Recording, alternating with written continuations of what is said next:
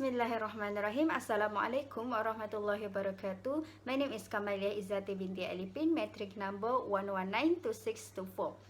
So today I want to present about culture of Brunei Darussalam. So what is intercultural communication? Intercultural communication is regardless of your own cultural background, you will surely come into close contact with people from a variety of other cultures. People who speak different language, eat different foods, practice different religions and approach work and relationships in very different ways. It doesn't matter whether you are a long-time resident of a country or a newly arrived immigrant. You are or you soon will be living, going to school, working and forming relationships with people who are from very different cultures. History of Brunei Darussalam. Brunei, officially the nation of Brunei, the Adab of Peace, was located on the north coast of the island of Borneo in Southeast Asia. Apart from its coastline with the South China Sea, the country is completely surrounded by the Malaysian state of Sarawak, which is separated into two parts of the Sarawak district of Lembang. Brunei is the only sovereign state completely on the island of Borneo. Brunei's population was 479 in 2020. The government is an absolute monarchy under the Sultan, which implements a combination of English common law and Sharia law, as well as direct general Islamic practices. So, how Bruneians do their greetings and customs? Bruneians are generally very tolerant and will understand that visitors are not familiar with all of their custom and Islamic tradition. However, keeping or following their culture will show respect and appreciate their culture. Majority people greeting each other by shaking their hand adapted the Western concept, right? Meanwhile, Bruneians shake hands or showing their respect by lightly touching the hands and then bringing the hand to the chest. This gesture means I greet you from my heart. From here, we can see that even though they have different culture, but they have same purpose, which is greeting to each other. Other than that, younger Bruneians may shake hands with foreign women or may merely bow their head in greeting. It is considered disrespectful and rude to stare into another person's eyes, particularly those of a person who is senior from you. Marriage custom in Brunei Darussalam. The Bruneian wedding ceremony is usually held in a community hall, mosque or home.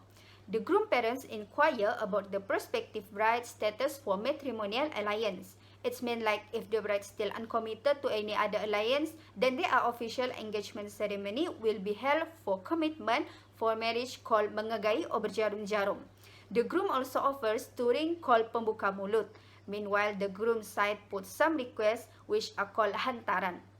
The period between the engagement and wedding is depending on their own planning. It can be vary from weeks to some years. This process called mengantar berian means delivering gifts which consists of all the requests during the engagement ceremony and may also include additional gifts by the groom. The bride would also, if she so wishes, respond in kind. The delivery of the gifts is usually a grand affair with an entourage of men or women carrying silver trays adorned with beautiful clothes on top of which would display each gift. However, for the marriage applicant of non-Muslim couple is slightly different from based on legal requirement of Brunei Darussalam.